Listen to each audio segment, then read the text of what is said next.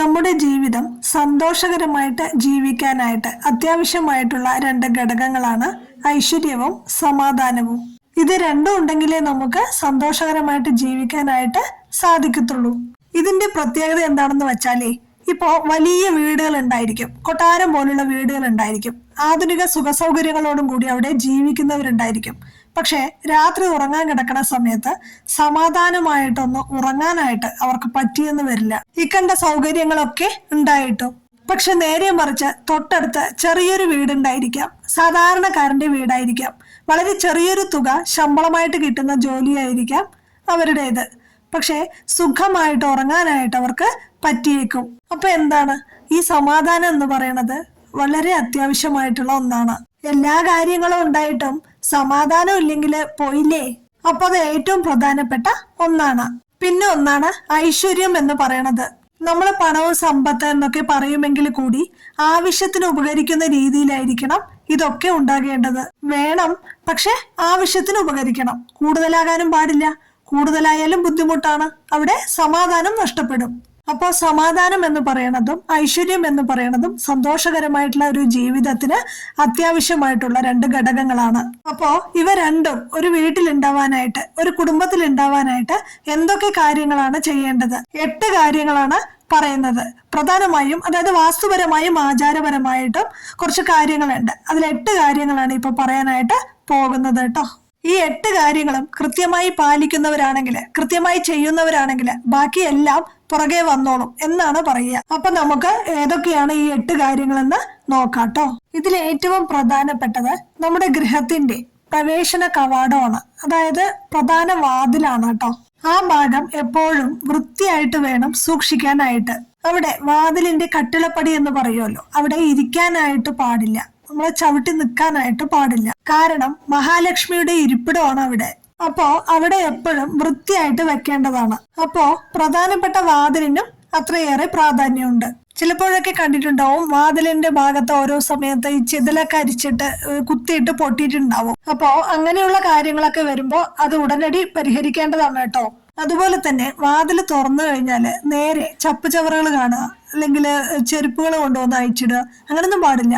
ചെരുപ്പുകളൊക്കെ ഒരു സൈഡിൽ വേണം അയച്ചിടാനായിട്ട്.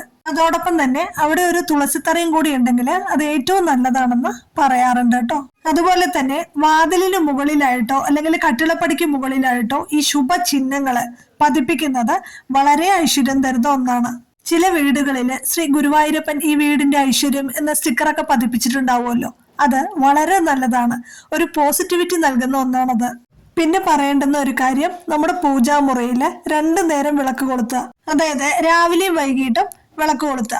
ഭഗവാന് വെളിച്ചം കാണിക്കുന്ന വീട്ടില് തീർച്ചയായിട്ടും ഭഗവാനും വെളിച്ചം കാണിക്കും. അങ്ങനെ വിളക്ക് കത്തിക്കുന്ന സമയത്ത് ആ വീട്ടില് ഒരു പോസിറ്റീവ് എനർജി നിറയണതായിട്ട് കാണാം. അപ്പോ എപ്പോഴും ഭഗവാന് വിളക്ക് കൊളുത്തുക, അത് നമ്മുടെ വീട്ടിൽ എപ്പോഴും ഐശ്വര്യം കൊണ്ടുവരുന്ന ഒന്നാണ്. പിന്നെ വാസ്തുപ്രകാരം നമ്മുടെ വീടിന്റെ വടക്ക് കിഴക്ക് മൂലയുണ്ടല്ലോ, അത് മഹാദേവന്റെ വാസസ്ഥലമാണ്. അവിടെ എപ്പോഴും നല്ല വൃത്തിയായിട്ട് സൂക്ഷിക്കണം. ആ ഭാഗത്ത് ഈ ഭാരമുള്ള വസ്തുക്കള്, അതായത് ഫ്രിഡ്ജ്, അലമാര അങ്ങനെയുള്ളതൊന്നും വെക്കാനായിട്ട് പാടില്ല. ഈ വടക്കു കിഴക്കൻ ഭാഗം എന്ന് പറയുന്നത് നമുക്ക് ഐശ്വര്യം, അഭിവൃദ്ധി, ധനം എല്ലാം കൊണ്ടുവരുന്ന ഒരു സ്ഥലമാണ്. ആ ഭാഗത്ത് നമുക്ക് കുടിവെള്ളം അല്ലെങ്കിൽ ചെറിയ അക്വേറിയം ഒക്കെ ഉണ്ടല്ലോ, അതൊക്കെ വെക്കാവുന്നതാണ്. അതുകൊണ്ട് നമ്മുടെ വീടിന്റെ വടക്കു കിഴക്ക് ഭാഗം നല്ല വൃത്തിയായിട്ട് സൂക്ഷിക്കുക. നമുക്ക് വീട്ടിൽ ഐശ്വര്യം ഉണ്ടാകാനായിട്ട് ഇതുമൂലം സാധിക്കും. പിന്നെ അടുത്തത് പറയാനായിട്ടുള്ളത്, നമ്മുടെ വീടിന്റെ ഏറ്റവും പ്രധാനപ്പെട്ട ഭാഗമാണ് അടുക്കള. അടുക്കള എപ്പോഴും വൃത്തിയായിട്ട് സൂക്ഷിക്കണം എന്നുള്ളത് എല്ലാവർക്കും അറിയാവുന്ന കാര്യം തന്നെയാണ്. ഇപ്പോ രാത്രി ഭക്ഷണം എല്ലാം കഴിച്ചിട്ട് പ്ലേറ്റ് ഒന്നും കഴുകാതെ അങ്ങനെ ഇട്ടിട്ട് പോയി കിടക്കുകയാണെങ്കിൽ അവിടെ ഒരു നെഗറ്റീവ് എനർജി ഉണ്ടാവാനായിട്ട് കാരണമാവും. പണ്ടുകാലത്ത് മുത്തശ്ശിമാരൊക്കെ പറയണ കേട്ടിട്ടില്ലേ, നമ്മളെല്ലാവരും കിടന്ന ശേഷം രാത്രി ലക്ഷ്മി ദേവി വീടുകളിൽ വരാറുണ്ടത്രേ. കൂടുതലായിട്ടും അടുക്കള ഭാഗത്തേക്ക് വരും എന്നാണ് പറയാറ്. അതിനാൽ രാത്രി ഭക്ഷണം കഴിച്ചിട്ട് പാത്രം എല്ലാം കഴുകി വെച്ചതിന് ശേഷം അടുക്കള വൃത്തിയാക്കിയിട്ട് വേണം നമ്മൾ പോയി കിടക്കാൻ. എന്നാൽ വീട്ടിൽ ലക്ഷ്മി കടാക്ഷം ഉണ്ടാകും. ഇങ്ങനെ ചെയ്തിട്ടില്ലെങ്കിൽ വീട്ടില് ദാരിദ്ര്യം നിറയാനായിട്ട് ഒരു കാരണമാവും. അടുത്തതായിട്ട് പറയാനുള്ളത്, ഈ വീടുകളില് മണി പ്ലാന്റ് പോലുള്ള ചെടികളൊക്കെ വെക്കുന്നത് വളരെ നല്ലതാണ്. ഒരു പോസിറ്റിവിറ്റി വീടുകളിൽ നിറയ്ക്കാനായിട്ട് ഇതുമൂലം സാധിക്കും. ഈ പേര് സൂചിപ്പിക്കുന്ന പോലെ തന്നെ വീടുകളിൽ പണം ഉണ്ടാവാനായിട്ട്, സമ്പത്ത് ഉണ്ടാവാനായിട്ട്, ഐശ്വര്യം ഉണ്ടാവാനായിട്ട് ഈ മണി പ്ലാന്റുകൾ വെക്കുന്നത് വളരെ നല്ലതാണ്.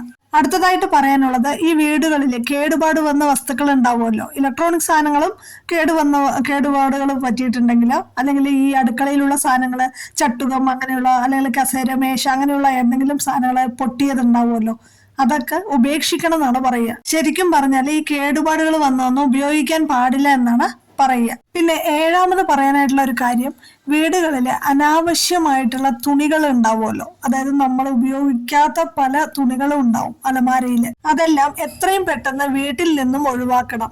നമ്മൾ ഉപയോഗിക്കാത്ത അനാവശ്യമായിട്ടുള്ള ഒരുപാട് തുണികൾ ഉണ്ടെങ്കിൽ അത് വീട്ടിൽ നെഗറ്റീവ് എനർജി നിറയ്ക്കാനായിട്ട് ഒരു കാരണമാവും എന്നാണ് പറയുക. ഏറ്റവും അവസാനം എന്ന് പറയുന്നത് ദാനധർമ്മം ചെയ്യുക. നമ്മുടെ വീടുകളിൽ ഇപ്പൊ ആരെങ്കിലും വരികയാണ്, വിശന്നിട്ട് വരികയാണ്, അല്ലെങ്കിൽ ദാഹിച്ചിട്ട് വരികയാണെങ്കിൽ അവർക്ക് ഭക്ഷണം കൊടുക്കുക, വെള്ളം കൊടുക്കുക. ഇതിൽ പരം ഒരു പുണ്യം വേറെ ഒന്നിലും ഇല്ല എന്നാണ് പറയുക. നമ്മൾ പറഞ്ഞ ഈ 7 കാര്യത്തിന് മേലെ നിൽക്കുന്നതാണ് ഈ ദാനധർമ്മം എന്ന് പറയുന്നത്. എത്രയോ ആൾക്കാര്, ചിലപ്പോൾ ഏതെങ്കിലും വിദ്യാർത്ഥികൾ നമ്മുടെ വീടുകളിൽ എന്തെങ്കിലും വിൽക്കാനൊക്കെ ആയിട്ട് വരുന്ന സമയത്ത് ഭക്ഷണമോ വെള്ളമോ അങ്ങനെയൊക്കെ ഓരോ അമ്മമാര് കൊടുക്കുന്നത് കണ്ടിട്ടുണ്ട്. ഭക്ഷണവും വെള്ളവും മാത്രമല്ല കേട്ടോ, ഈ വസ്ത്രങ്ങളില്ലാത്തവന് വസ്ത്രം കൊടുക്കുക, അങ്ങനെ എന്ത് ദാനധർമ്മം ചെയ്യണതും വളരെ നല്ലതാണ്. അപ്പോൾ ഭഗവാന്റെ അനുഗ്രഹം ഉണ്ടെങ്കിൽ എല്ലാ ഐശ്വര്യങ്ങളും താനേ വരും അല്ലേ. അങ്ങനെ ഈ 8 കാര്യങ്ങളും നമ്മൾ ചെയ്യുകയാണെങ്കിൽ നമുക്ക് വീട്ടില് ഐശ്വര്യം ഉണ്ടാവാനായിട്ട്, സമാധാനം ഉണ്ടാവാനായിട്ട് സാധിക്കും.